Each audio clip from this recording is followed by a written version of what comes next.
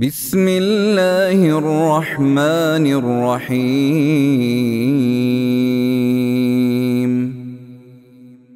والنجم إذا هوى ما ضل صاحبكم وما غوى وما ينطق عن الهوى إن هو إلا وحي يوحى علمه شديد القوى ذو مرة فاستوى وهو بالأفق الأعلى ثم دنا فتدلى فكان قاب قوسين أو أدنى فأوحى إلى عبده ما أوحى ما كذب الفؤاد ما رأى أفتمارونه على ما يرى ولقد رآه نزلة أخرى عند سدرة المنتهى عندها جنة المأوى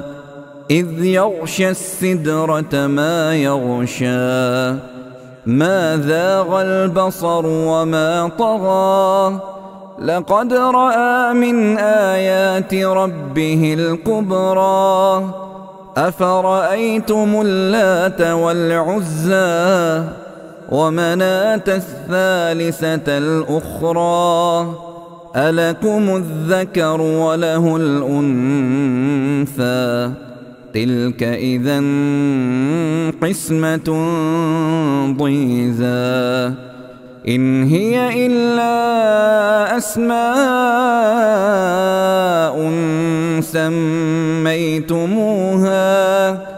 سميتموها أنتم وآباؤكم ما أنزل الله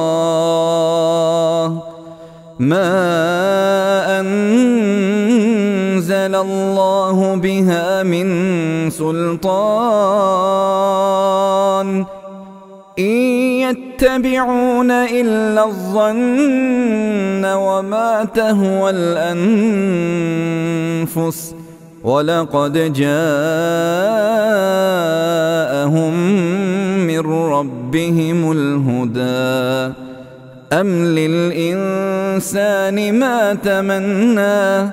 فلله الآخرة والأولى وكم من ملك في السماوات لا تغني شفاعتهم شيئا إلا من بعد أن يأذن الله لمن يشاء ويرضى إن الذين لا يؤمنون بالآخرة ليسمون الملائكة تسمية الأنثى وما لهم به من علم إن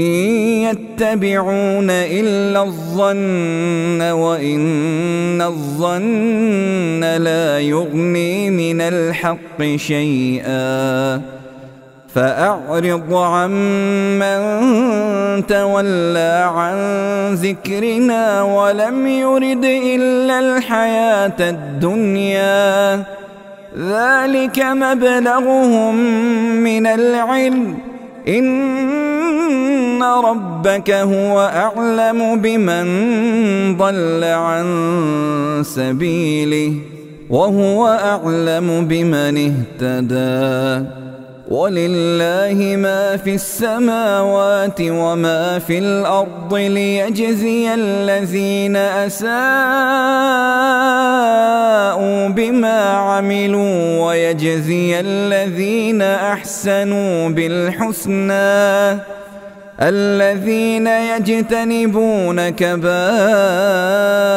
الإثم والفواحش إلا اللمم إن ربك واسع المغفرة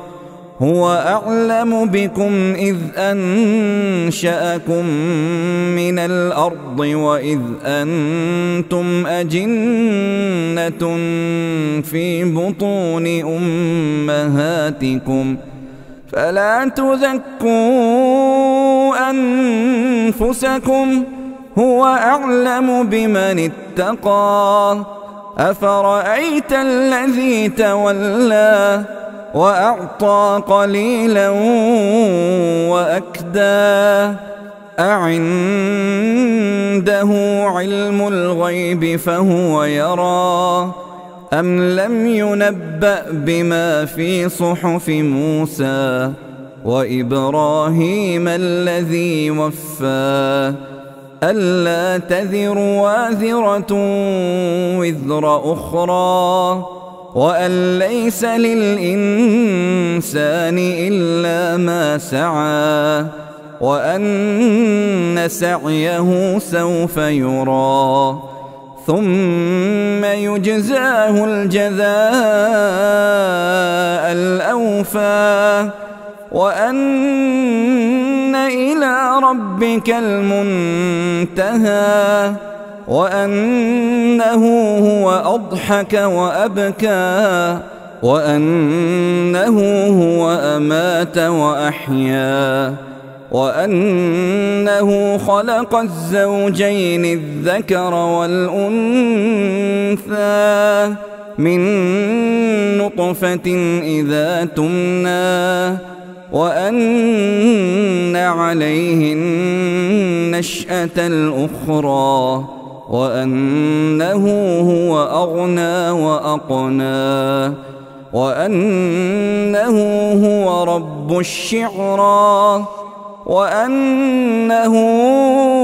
أهلك عادا الأولى وثمود فما